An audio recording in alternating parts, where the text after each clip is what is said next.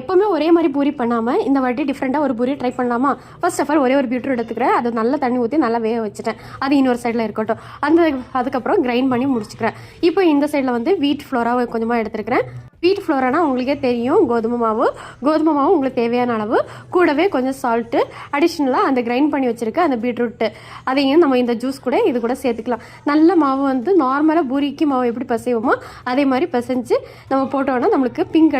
இதுவரை நல்லா தான் போச்சுது. இப்போ மாவை திரட்டும் போது கரடி உள்ள நுழையிற மாதிரி என் ஹஸ்பண்ட் உள்ள நுழைஞ்சிட்டு டிஃப்ரெண்ட் ஷேப்பில் நான் ட்ரை பண்ண போகிறேன் பூரியை அப்படின்னு சொல்லிட்டு அழகாக heart shape, flower shape, star shape இந்த மாதிரி டிஃப்ரெண்ட்டாக சூப்பராக ட்ரை பண்ணாங்க.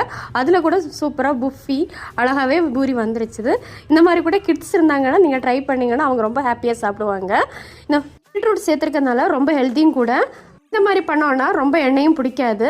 இந்த மாதிரி வீட்டில் ட்ரை பண்ணிவிட்டு எனக்கு கமெண்டில் பின் பண்ணுங்கள். தேங்க்ஸ் ஃபார் வாட்சிங். டாட்டா, பை, ஹாப்பி தீபாவளி.